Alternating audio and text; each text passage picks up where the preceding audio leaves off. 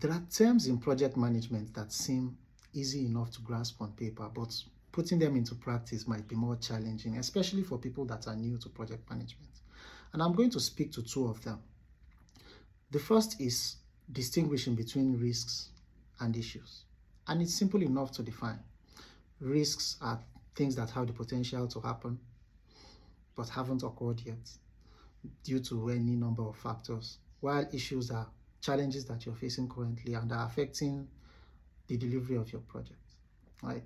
Now, differentiating between these two things is important, because you might think, oh, well, it's still the same solution, but it's not necessarily always the same. Sometimes you might have to apply more solutions to one than the other. Here's an example. You're managing a project and certain people are not playing their part, which is slowing down your delivery of the project. That is an issue. The non-participation of those people is the issue that you're facing. And the solution is compel them to participate or get somebody else. Either way, fix it, right?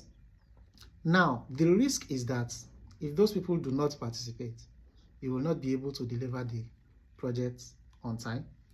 You might not be able to deliver the entire scope that you've planned for, or maybe within the budget. That is the risk. That has not occurred yet, but it has the tendency. There's the probability that you're already moving in that direction. Now, how does that differ from the issue?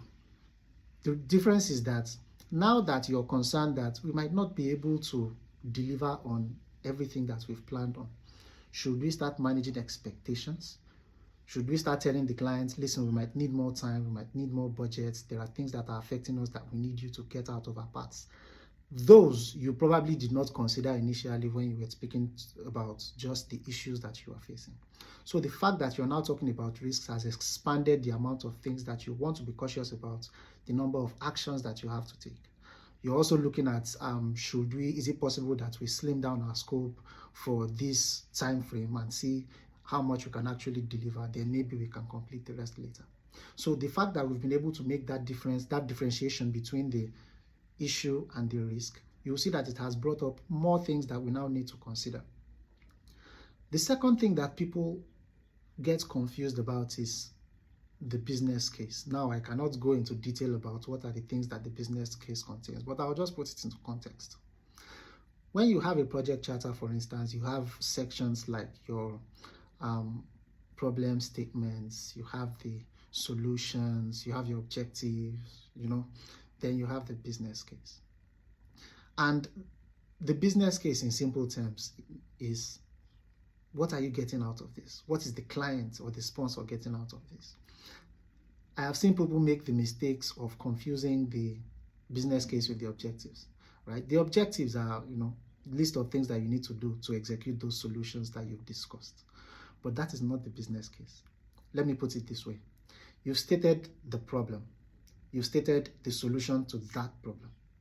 Then you've listed the objectives. These are the things that you need to achieve for these solutions to take place. And you've mapped it to make sure that all of your objectives have covered the solutions and the problem. The business case now is, what is it to you? You've defined these problems. You've stated these solutions. What are you getting out of it? Why should we be concerned? Why are you concerned about it? Why are you so bothered? Why are you spending your money? Right? What is your business? That's basically what it means, right? What's your business with this solution or with this problem that you're trying to solve? And that is what the business case is. It doesn't have to be, super wordy thing. You should be able to state the business case in simple terms. Usually it's about money. In most cases, it's about money. Whether it is improving user experience or whether it is reaching more markets or whatever, it usually boils down to this person needs to make more money, right? So people usually get that a little conflated with what the objectives are, and I hope that this has provided some clarity. Thank you.